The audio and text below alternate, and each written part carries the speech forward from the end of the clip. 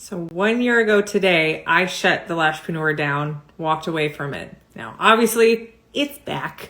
I reopened and kind of went back to operating the Lashpreneur after about 4.5 months of taking time off. But I wanted to share some of the biggest takeaways that I've had after looking back at the year that I've been through, the ups, the downs, the hardships, and the ahas. Because I think a lot of people are still experiencing so much emotional upheaval from the pandemic and their own personal reflection of their businesses. And so that's what this chat's going to be about. If this is your first time joining me, my name is Tara Walsh, and I'm a business coach for beauty business owners. Welcome.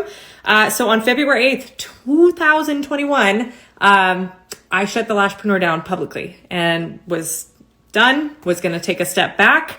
And it's been 1 year, and this has been one hell of a year.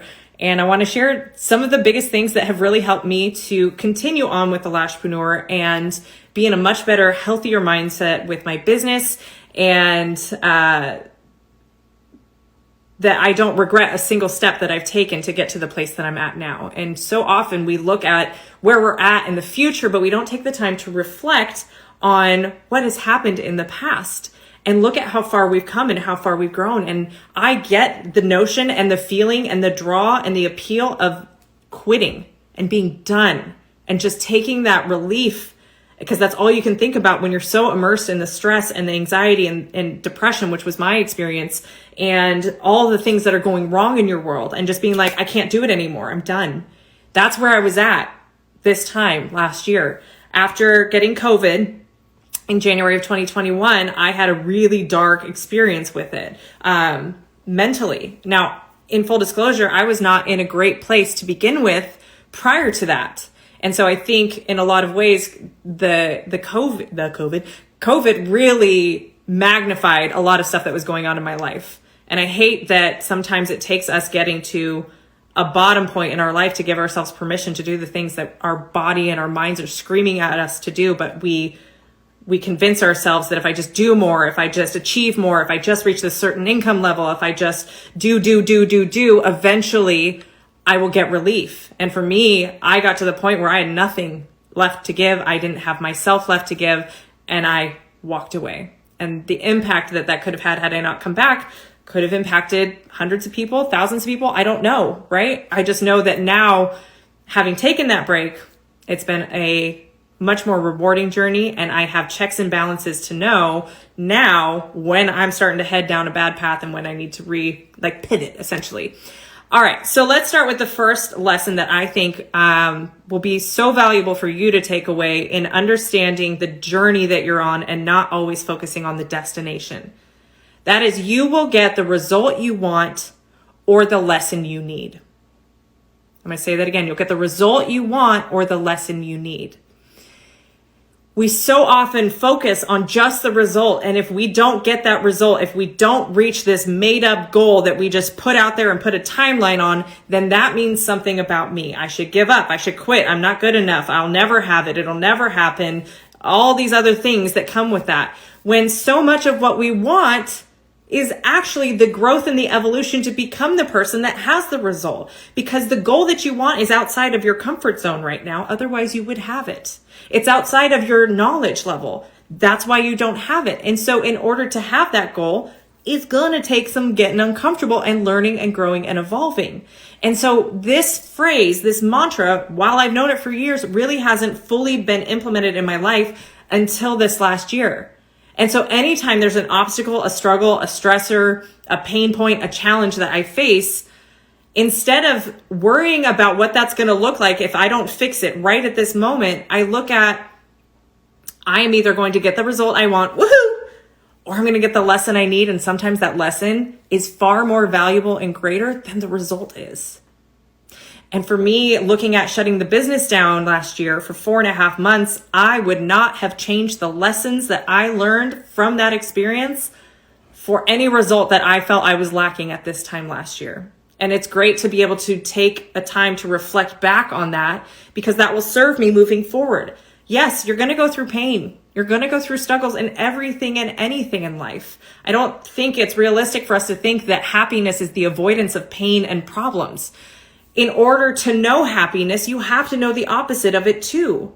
right? I mean, how good is having a $10,000 business if all you've ever known is a $10,000 business and you're like, yeah, $10,000 is a given. Whereas most of you, if you got to a $10,000 business, you know what it's like not to have that and how much better and greater and more rewarding it feels when you do have that goal that you've set out to achieve. What we are seeking is this feeling of security and stability, and we assign a goal to it. And so along the way, you are either going to get that result that you want or the lessons you need to get to the result. And that, to me, the way that I interpret that is it just takes so much pressure off of having to be perfect, of having to get it right the first time. It also shifts my perspective that something is always working in my favor, that everything in the universe is conspiring for my best good, even if I can't see it in that moment. That's what my lifeline is, to be able to stay in a healthy mindset, to keep me progressing, to keep me moving, to keep me motivated, is that I'm either going to get a result that I want working in my favor or a lesson I need working in my favor. Either way, I win. And that's a powerful perspective shift. All right. The second lesson from this past year is your body is your greatest guide.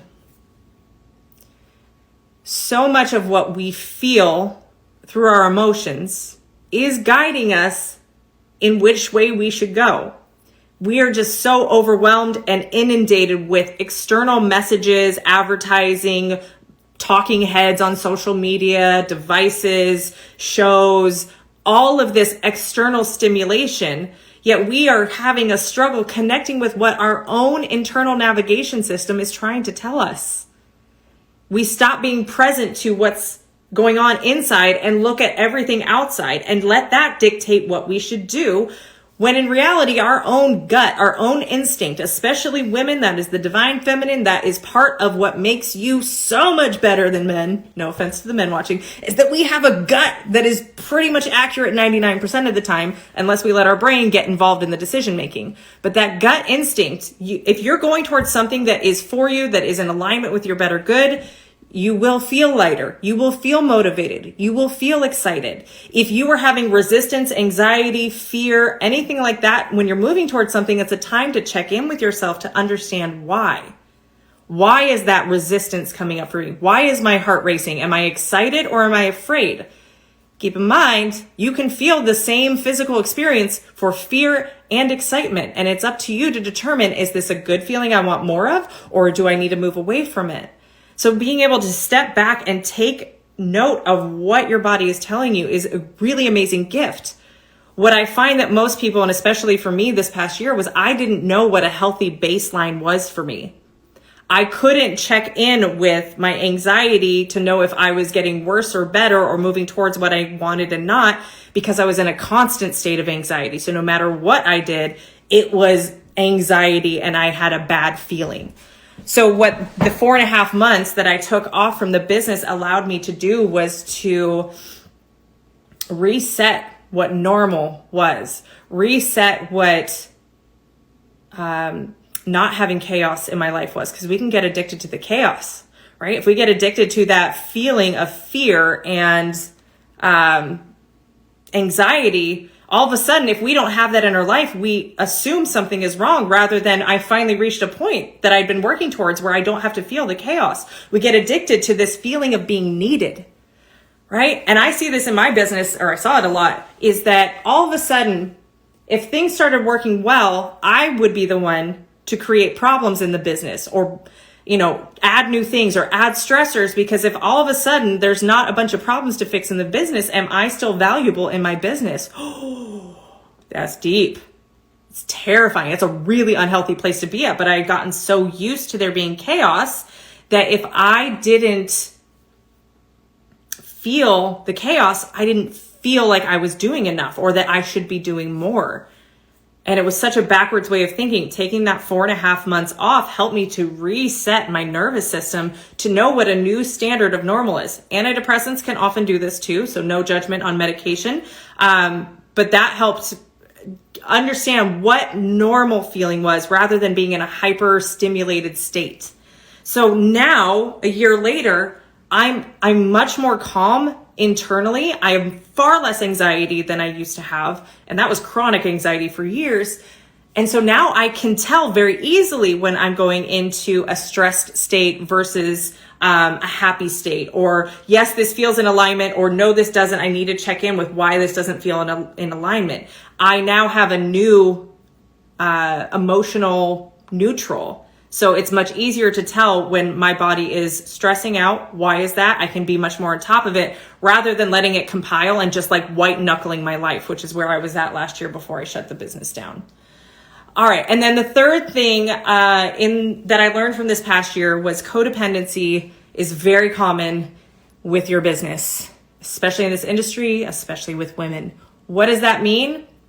That means that we put a lot of meaning about ourselves on how well our business does or doesn't do, or how much we're loved by our clients or not. There is a heck of a lot of personal meaning we tie into our business.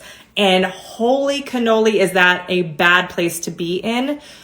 Because your worth, your value, who you are, how liked or loved you are has really nothing to do with your business.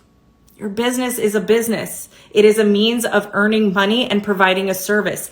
It does not have anything to do with how valuable of a human you are in this world. Yet so much, and I just did a podcast interview today with a girl who was saying something along the lines of like, she wants her clients to follow her aftercare, and she's very strict with them on doing that. Because why? Because when her clients leave the room, they are representing her work out in the world. Hello, ego. Yet so many of you feel that way, that the client is representing you out there, right? How many of y'all feel that way? Here's the thing.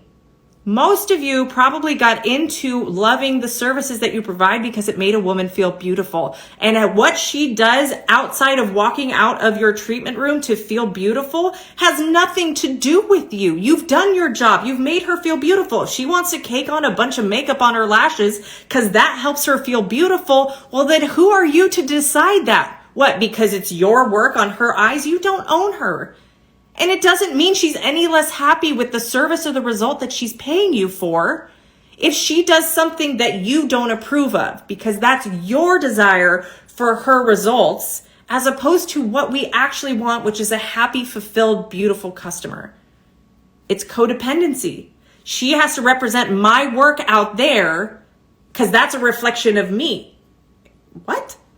Right? But that's the way we think. It seems so counterintuitive because we want women to feel beautiful, but then we have to put standards around what beauty is, which I think is kind of like a global thing that we're struggling with right now, is like, what are the standards of beauty? I have students that said, I struggle to take pictures of my older clients because they're not as photogenic as the younger clients that I see on social media. What? I get where they're coming from. I get that their view of social media is a bunch of young influencers, but hello, you're trying to make a woman in her 50s feel better about herself. And with the mindset that like, dang, you're not going to look like that 20-year-old that all the other competitors are posting. Well, thank God for that. Because there's a bunch of other 50-something women who all they are seeing is 18-year-olds where everything is still pointing up and they feel underrepresented out there. Right? It's not about you. Your business is not about you. You will be the same worthy, deserving individual, whether you are successful or not, whether you start something and finish it or not. It has nothing to do with your business. So stop making your business something it is not. And let your business just be a business that makes money. We take all of the meaning and the emotion out of the business. It becomes a lot easier to run. The biggest change for me in separating myself out from what the business meant about me, and I'm a personal brand here. Y'all are like, Tara is either this or this, like she's the Lashpreneur. I had to separate myself out from that and really just let the data do the talking. That has brought me so much relief. What is the data saying? Not what does Tara need to feel better about herself? Oh, that's a good one. That's an aha there. What does the business need? What is the data of the business telling me the business needs? Not what do I need to feel better, worthy, more liked, more loved, richer, wealthier, whatever. I am the facilitator. I am the product that the business is selling. For me to tie my ego, my needs, my worth, my whatever emotions into it is really unfair to the business, and it's unfair to you guys as the potential clients and customers I could help. Because that behavior is what shut my business down last year. It became too much for me to handle, therefore the business didn't exist outside of me. Now I get it. You guys are also the products and the services. You're the one delivering it. So let's not put so much emotional energy and meaning into what our business can and cannot do, because it will become so much easier when you can look at what the data of the business is telling you and pick one thing to work on to fix that number and make it better. If you're lacking sales, well, chances are you probably need more clients. If you don't need more clients, you're fully booked, but you're still not profitable, you can raise your prices and increase how much your current clients are spending with you. Or you can get your clients to come back more frequently to spend more money. There's always strategies, but if you don't know where the holes are in your business or what the data is telling you, that's an opportunity for you to learn so that you can separate your feelings about the business. I feel like I'm not good enough to charge the price that I charge. What evidence do you have of that? Well, I look at other lash artists and think they're better. Okay, well, what about the clients you do have? Because they seem to think you're pretty good that they continue to pay you. So already your feelings are lying to you because you're playing comparison games as opposed to looking at the data that's telling you, I actually have 17 clients that think I'm pretty amazing, and it would be disrespectful of me to assign a meaning that I'm not good enough to these people that are actively paying me to make them feel better. Do you see where codependency starts to get really messy in how we operate and run our business? It's been a huge, huge learning lesson for me. And shout out to my girl, Nicole Culver, who shed some light on this at a conference that I was at 2 months ago, for me to recognize how codependency shows up in your business and how it robs you of so much of how you operate your business. And look, I think women with our gut instincts are amazing, but I also know that we're hormonal beings and we do this every single month. And so us having to just rely on feelings and emotions alone when we've got a shit show of chemistry happening in our bodies at any given moment is not a stable and growing way for us to run a business. It can be used as a superpower. Those hormonal fluctuations allow us to have more creative periods and more task and admin periods and to be more introverted versus extroverted. It can be a beautiful thing, but when we are basing our business's decisions solely based on feelings, it's really, really risky to the long-term growth of your business. So to sum up, the 3 greatest lessons I learned over this past year after having shut the business down on February 8th, 2021, you will either get the result that you want or the lesson you need. Your body is your greatest guide, so find a way to find whatever your emotional neutral is so that you can know when you're heading in the right direction, that you're excited, you're motivated, or caution flags, something's not in alignment here. Check in with yourself. We need to connect first with how we're feeling, and then remove the codependency aspect of your business. Get confident in the data, the numbers of the business that can help you make informed decisions on where you should spend your time and energy in the business. That is what the Lashpreneur Society does. That is how we can help you, is getting the data and the numbers in your business and strategies and how to fix those numbers in the direction that you want. If this message helped you at all, please let me know. Send me a DM. If any of it resonates with you or you're still struggling with it, please connect with me. I would love to hear it. I would love for my experience, the pain points that I felt over this past year, to benefit you in some sort of way. All right, guys. Thanks so much for watching. I'll talk to you soon. Have a good one.